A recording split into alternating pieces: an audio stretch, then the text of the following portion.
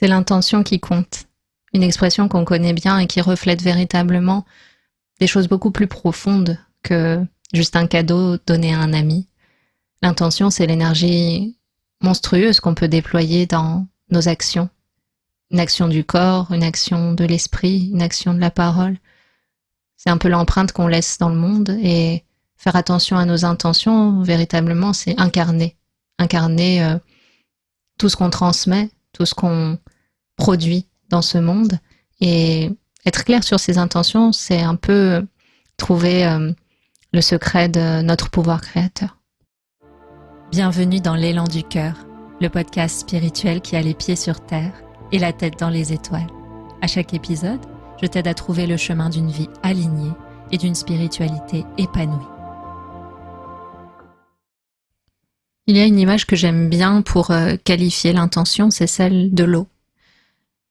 Notre énergie a besoin d'être canalisée et dirigée dans une direction claire pour agir de la bonne manière. C'est pour ça qu'entreprendre les choses avec une intention définie, alignée avec ce qu'on ressent et ce qu'on est, permet de réaliser les choses beaucoup plus simplement. Imaginons que notre énergie, notre intention est de l'eau. Vous avez déjà vu dans la nature, lorsque l'eau va dans une direction claire, nette et précise, la puissance qu'elle a est incommensurable. Ça peut ressembler par exemple à un torrent. Au contraire, quand l'eau est un peu dispersée, c'est-à-dire elle part d'une source et puis elle va un petit peu dans toutes les directions sous la forme de tout petits filets d'eau, alors elle avance aussi, mais plus doucement, de manière beaucoup plus hasardeuse, en faisant des lacets, des détours. Et à la fois la précision et la puissance ne sont pas forcément au rendez-vous. Donc avec une intention claire aussi, on dirige tous les espaces de ce que nous sommes, notre énergie, notre pouvoir créateur, dans une direction très claire qui nous permet d'atteindre le but. Et on peut penser par exemple aux athlètes qui se préparent pour les JO ou qui essayent d'atteindre une certaine performance dans leur domaine sportif. Lorsqu'on prend un athlète, on voit toujours que cette personne a un objectif très clair en tête, un temps à réaliser, une performance précise à réaliser au millimètre près, à la seconde près. Et c'est le fait que cet objectif, cette intention soit très claire à l'intérieur de lui qui permet que l'ensemble de son et de ses systèmes puisse se mobiliser dans cet objectif-là. C'est-à-dire que l'ensemble de sa physiologie, de son corps, de son mental, de ses croyances, de ses systèmes subtils, de son énergie vitale, etc., tout va se mobiliser parce que un objectif clair aura été énoncé à l'intérieur de lui. Et c'est donc là l'importance de l'intention. L'intention nous permet d'être clair, d'avancer dans une direction qui est identifiée. Et alors, la globalité de ce que nous sommes peut agir de la manière la plus propice pour y parvenir.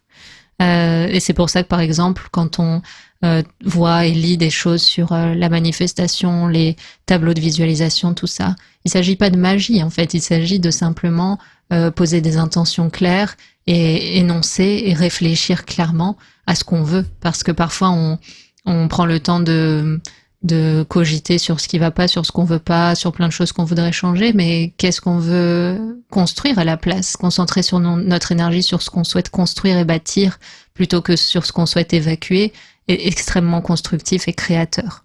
Créateur d'opportunités, de rencontres, d'énergie positive. Et souvent, dans ces moments où on a envie que ça bouge, on est obsédé par comment je vais faire, qu'est-ce que je vais faire, comment je vais faire, etc.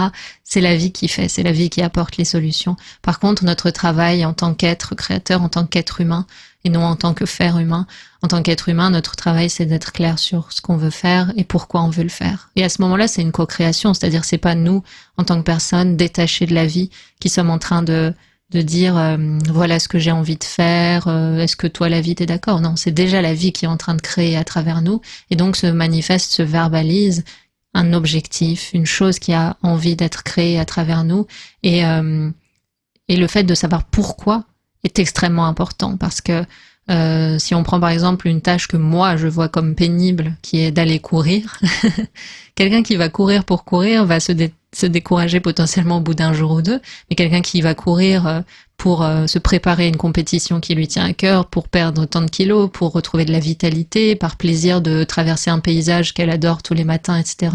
Là, ça va être porté par une intention claire qui est source de joie. Et donc, l'ensemble du mécanisme mental, physique, tout le système global de la personne, à la fois physique qui est une petite part et puis tous les autres plans, vont se mobiliser beaucoup plus facilement pour que cela ait lieu. Donc, de l'intention naît l'énergie, de l'intention naît la motivation, de l'intention naissent aussi les opportunités et les actions cohérentes pour y parvenir. Si on devait donner la question qui correspond à l'intention, c'est pourquoi je fais les choses. Pourquoi ça a du sens. Pourquoi je déploie l'énergie pour faire cette chose et surtout dans quel but. Et toutes ces questions, elles sont importantes avant d'entreprendre quoi que ce soit un énorme projet de vie, que ce soit prononcer une phrase, que ce soit entretenir toute une pensée et une logique mentale. Il est très important de savoir dans quelle intention on fait les choses parce que des fois par habitude, simplement, on fait toutes sortes de choses et on se rend pas compte que certaines sont mues par des intentions qui nous font mal, qui nous nuisent et puis même qui peuvent faire mal aux autres. Et l'idée, c'est pas juste de se dire il faut absolument être une belle personne, c'est pas un aspect moralisateur. En fait, être en phase avec ses intentions et être clair avec ses intentions, c'est reprendre le pouvoir sur sa vie, c'est reprendre les rênes intérieurement, et puis c'est être souveraine de nos décisions. Et c'est aussi pouvoir faire facilement des changements de trajectoire dans notre existence. Parce que ce qu'on voit parfois, c'est que on peut perdre la motivation dans un domaine de notre vie, au travail, dans la vie personnelle ou autre. Et tout ça, si c'est lu depuis l'espace de l'ego, par exemple une remise en question professionnelle, si c'est remis en question depuis l'espace de l'ego, on va se dire, ah bah voilà, ça veut dire que je suis pas à la hauteur, ça veut dire que je suis nulle, ça veut dire que j'ai encore un échec dans mon existence. Toutes sortes de pensées, en fait, qu'on va se mettre à croire et on va créer une image de soi limitée sur laquelle on va taper jusqu'à plus en pouvoir. Et tout d'un coup, si on se rend compte qu'une remise en question, c'est peut-être le fait d'avoir perdu le contact avec pourquoi je fais les choses. Parce que parfois, quand on a dans notre vie quelque chose de très habituel, de très routinier, et le travail est un très bon exemple, lorsqu'on ne sait plus pourquoi on fait les choses, pourquoi on fait certaines tâches, pourquoi on déploie une énergie physique, mentale, spirituelle, et d'autres types d'énergie pour, par exemple, effectuer son travail, alors ça demande un effort monumental. Parce que, en fait, ce qui crée l'essence dans le moteur, c'est l'intention, c'est je sais pourquoi je fais les choses, je sais quel sens ça a pour moi, je sais aussi dans quel but. Et quand on a ces paramètres-là, on sait quelle intention sous-tend ce qu'on fait. Et après, l'intention, elle peut être carrément remise à des choses beaucoup plus simples qu'une carrière professionnelle. C'est, là, je suis en train de prononcer une phrase dans une discussion avec une amie et quelle intention j'ai? Est-ce que là, j'ai l'intention de partager quelque chose qui me réjouit? Est-ce que j'ai l'intention de critiquer quelqu'un? Est-ce que j'ai l'intention de manipuler? Est-ce que, en fait, dans nos intentions sont cachées véritablement la clé, c'est-à-dire est-ce que ce que je suis en train de produire dans le monde, que ce soit une parole, une action, une pensée, est bénéfique pour moi et pour autrui? C'est en fait reprendre la responsabilité de ce qu'on produit et surtout des répercussions que ça aura sur notre vie et sur tous ces aspects à long terme. Pour moi, l'intention, c'est véritablement habiter spirituellement ce qu'on produit dans le monde.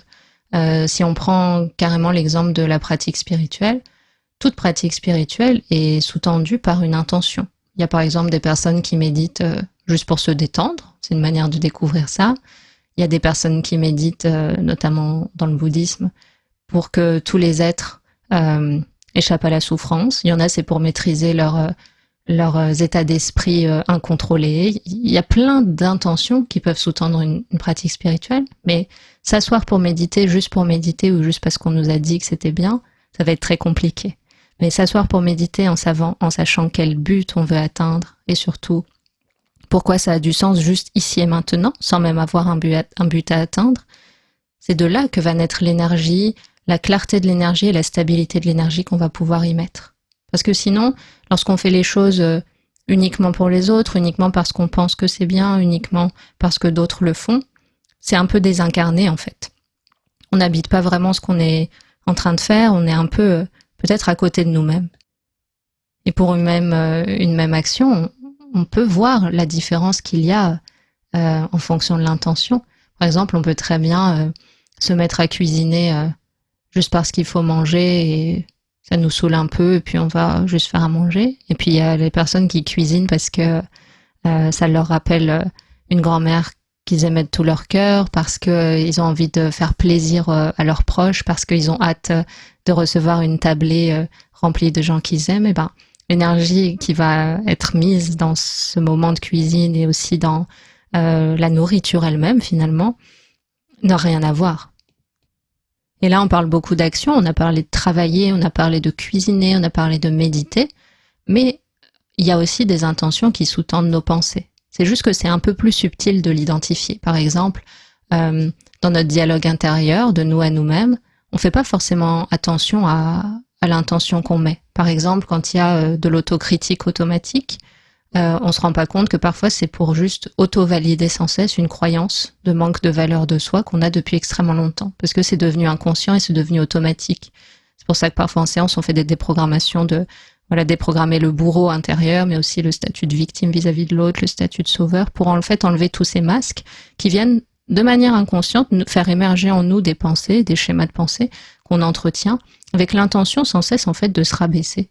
Et tout d'un coup, après, on peut transformer notre dialogue intérieur vers d'autres intentions, c'est-à-dire mes schémas de pensée, peut-être qu'ils vont me tirer vers le haut, peut-être qu'ils vont permettre que je m'autorise à nouveau à être créative, peut-être que je vais pouvoir lâcher les schémas de pensée en fait qui sont basés, comme je disais tout à l'heure, sur le vide, la peur, le manque. Il ne s'agira plus en fait d'avoir des pensées qui viennent valider qu'on n'est pas assez ou qu'il y a un risque qu'il n'y ait plus d'amour. Tout d'un coup, quand on se rend compte que l'amour est notre nature primordiale, on peut en fait créer des intentions qui naissent de cet espace-là. C'est un peu le lotus qui sort de la boue. Tout d'un coup, en fait, j'ai envie de faire les choses parce que j'ai envie de déployer dans le monde quelque chose qui me parle.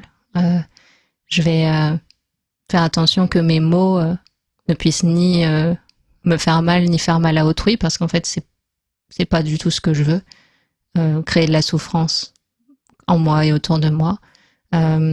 Peut-être que dans mes pensées, si tout d'un coup j'identifie une pensée qui est là pour m'enfoncer, je vais décider que cette pensée, je vais juste pas l'adopter dans mon système de croyance, parce qu'en fait elle me dessert, elle me tire vers le bas, et elle fait que si je l'intègre à mon système de croyance, je vais me mettre à faire toutes sortes de choses qui sont nuisibles pour moi et pour les autres, dans l'intention d'essayer d'échapper à tout prix à un sentiment de rejet ou de manque d'amour. Quand on n'a pas l'habitude d'être en lien avec ses intentions, on peut simplement le matin se poser et tous les matins poser une intention claire. Aujourd'hui, j'ai envie que je pose l'intention que mes actions, mes paroles, mes pensées aillent dans la direction de l'amour, la compassion, la liberté, la paix, l'acceptation. C'est un peu en fait, quand on pose une intention, on décide de suivre un certain courant énergétique. C'est-à-dire que dans le monde, il y a tous les potentiels, et en fonction des intentions qu'on met dans les choses, on décide que une action, un projet, une discussion, une pensée intérieure, un cheminement intérieur soit empreint d'une certaine vibration. Et on peut choisir la vibration de l'abandon, on peut choisir la vibration de l'amour, on peut choisir la vibration de la compassion, on peut choisir la vibration du dévouement, on peut choisir la vibration de la liberté pour soi et pour l'autre. Il y a tout est disponible en fait. Et en fait, c'est à nous de choisir et de sélectionner. Parce que l'intention, c'est aussi le karma. C'est-à-dire, des fois on entend parler du karma, j'ai fait un podcast dessus, vraiment pour déconstruire cette idée que c'est punitif. En fait, le karma, c'est l'accumulation de toutes nos actions, du corps, de la pensée, de la parole et de l'esprit. Et un karma, en fait, c'est une intention. C'est-à-dire que, par exemple, vraiment pour vous amener à comprendre encore mieux l'intention, on peut faire un geste altruiste depuis une intention égoïste, c'est-à-dire pour être bien perçu. Et on peut très bien faire un geste altruiste depuis une intention véritablement altruiste, c'est-à-dire c'est uniquement pour l'autre, j'en retire rien en tant qu'ego, et j'ai juste un plaisir, une joie, et ça me semble naturel de faire ça. Et en fait, pour la même action en apparence identique, ce geste altruiste qui a lieu, il n'est pas habité de la même chose, et donc il ne créera pas le même karma. Je ne sais pas si vous avez déjà senti ça, mais avec nos intentions, en fait, on charge véritablement les choses. Par exemple, une chanson écrite avec beaucoup d'amour, elle va avoir une répercussion, que ce soit en termes de vibration et dans le temps, qui est énorme. Un SMS écrit avec énormément de colère, il va être reçu aussi avec beaucoup de douleur. Un bouquet de fleurs acheté vite fait juste parce que ça fait bien et donné, ben, il va être posé rapidement sur le buffet. Mais un bouquet de fleurs acheté avec beaucoup de plaisir, beaucoup de soin et l'envie vraiment de faire plaisir, ben, la personne qui va le recevoir va le sentir et elle va s'attarder sur ce bouquet et elle va le regarder et puis elle va en parler. Il y a plein de moments dans notre quotidien, on s'en rend pas compte, où l'énergie qu'on a mise dans quelque chose, peu importe ce que c'est, hein, il y a mille et une façons de s'exprimer, un article de blog, un tableau, une danse, un SMS à un ami, un geste dans un lieu public, tout naît de l'intention. Et la quantité d'amour qu'on met dans ce qu'on fait, c'est ce qui va nous connecter au monde. Et les formes artistiques en sont un bon exemple parce que plus une forme artistique, quelle qu'elle soit, est chargée de l'amour de la personne qu'a pour cette forme artistique et de l'amour qu'elle a à partager ce qu'elle est à travers cette forme artistique, bah ça va être magnétique en fait. Ça va être magnétique. Souvent, il y a toutes sortes de théories sur le manifester, la loi d'attraction, etc. Mais en fait, ces théories, elles ramènent à un seul point, c'est plus le cœur est ouvert, plus c'est chargé d'amour, plus il y a une envie que soi et les autres soyons heureux, sans distinction, plus ça vibre haut en amour, plus ça attire parce que on aspire tous à l'amour. C'est universel, on est comme un seul être dans des multitudes de corps et on se regroupe toujours autour de l'amour. C'est quelque chose qui réunit, qui inspire, qui émeut. Mais c'est pour ça que par exemple l'art, la nature, un beau paysage, ça émeut, parce qu'en fait, par exemple, si on prend vraiment la nature, c'est-à-dire on désincarne carrément la notion d'intention, un beau paysage offre sa beauté à voir de manière désintéressée à n'importe quel œil qui veut bien le regarder, et tout d'un coup l'émotion est possible parce que il n'y a pas de triche, il n'y a que de l'amour qui se déploie. Dans la sphère relationnelle, ce qui peut nous aider avec la notion d'intention, c'est se demander quel standard je mets en place, c'est-à-dire quelle personne je peux être pour donner aux autres ce que j'aimerais recevoir. Parce que parfois, on peut se révolter de pas recevoir l'expression de sentiments, du respect, de l'écoute, de l'attention, toutes sortes de choses en fait dont on se nourrit pour avoir un peu d'amour, en oubliant parfois que c'est ce qu'on est déjà. Et du coup, ce qui va se passer, c'est que on va se dresser contre l'autre, comme si c'était un être injuste qui ne nous donne pas notre dû. Et tout d'un coup, si on revient à soi et on se demande deux choses importantes, ça peut nous aider. La première chose, c'est cette attention, cette écoute, cet égard que je cherche auprès de l'autre. Déjà, est-ce que je suis, de manière très sincère et sans me juger, capable de me le donner à moi-même? C'est-à-dire, est-ce que c'est déjà ce que j'émane dans ma relation à moi-même ou pas? Et donc, ce que j'émane dans ma vibration et que les autres vont percevoir inconsciemment et me donner aussi. Et la deuxième chose, c'est, est-ce que moi, j'incarne auprès des autres la personne que j'aimerais qu'on soit avec moi? Ça demande, cette analyse-là, elle demande vraiment de mettre l'ego à la porte et se regarder soi-même, s'analyser, se poser des questions sincèrement et voir si ce qu'on est déjà dans le monde, avec nous-mêmes et auprès des autres, est en cohérence avec ce qu'on réclame de la vie. Cette lucidité, elle est très importante parce qu'elle n'est pas juste issue de l'idée, il y a une morale à respecter, tout ça. Elle nous permet de faire des réajustements. En fait, quelque chose qui est très intéressant, c'est que quand on identifie un schéma qui nous est propre, un schéma de bourreau, parfois, de bourreau intérieur, chose qui est très courante, tout d'un coup, il y a 50% du travail qui est fait. C'est-à-dire que la fois suivante où ce bourreau viendra parler à l'intérieur, quand on se rendra compte que c'est un peu ce bourreau qui se joue de nous dans le dialogue qu'on instaure avec nous-mêmes, dans la manière dont on traite les autres, dans la manière dont on parle des autres, etc. Dans la manière aussi dont on exige des choses de la vie. Tout d'un coup, la prochaine fois qu'il va vouloir intervenir et contrôler ce qu'on est, contrôler ce qu'on fait, contrôler notre existence, il y aura déjà une lucidité. Ah, je le vois arriver à grands pas, j'arrive à me dissocier de ce bourreau. Je sais que c'est pas moi, je sais que c'est quelque chose qui se rajoute, je sais que c'est un mécanisme de protection ou de survie qui date de telle époque. Il s'agit pas d'en faire une nouvelle identité, de se mettre en état de victime. Bah voilà, de par mon histoire, maintenant j'ai un bourreau intérieur et du coup je suis bloquée. Non, j'ai identifié ce bourreau, je décide que ce n'est pas moi. Je décide de laisser partir tous les mécanismes, schémas de pensée et automatismes que j'ai mis en place sans m'en rendre compte, avec beaucoup d'amour. Et j'évolue vers une nouvelle version de moi-même qui est beaucoup plus apte au bonheur et qui est capable de mener une vie qui ressemble à ce qu'elle demande, réclame, avec une intention noble, une intention qui part du cœur, tout simplement. C'est un peu pareil quand on a besoin d'avoir une conversation avec une personne et qu'on ne sait pas trop où mettre le curseur entre je m'impose auprès de l'autre, je joue pour mon propre camp, je me soumets. Il y a toujours un peu ça dans les relations et c'est très instructif. La notion d'intention, elle est très très importante. C'est-à-dire quand on s'apprête par exemple à avoir une conversation sérieuse avec quelqu'un, ok, alors là, je sais que je vais dire telle et telle chose, ça part de quelle intention ? Est-ce que c'est pour faire un reproche ? Est-ce que c'est pour blesser ? Est-ce que c'est juste parce que moi, mon standard, c'est l'honnêteté et que moi, j'aime qu'on soit honnête avec moi, donc je vais être honnête avec l'autre. Mais pas dans le but de le blesser, pas dans le but de l'enfoncer, pas dans le but de créer du conflit, juste parce que mon standard, c'est une forme d'ouverture et de dialogue. Tout d'un coup, la manière dont les choses vont être dites, l'énergie qui va être mise dedans et le dialogue qui est possible, l'autre personne en face va sentir s'il y a une ouverture pour se parler ou s'il y a juste des choses qui sont déversées mais sans but final bénéfique aux deux personnes. Tout ça, ça va créer une dynamique dans cet échange. Donc quand il y a des étapes difficiles comme ça, des conversations, des choses qui sont prévues, c'est important de se poser, d'écrire, ok, dans quelle intention j'ai cette conversation ? Dans cette conversation, je vais exprimer ça et ça et ça. C'est dans quel but ?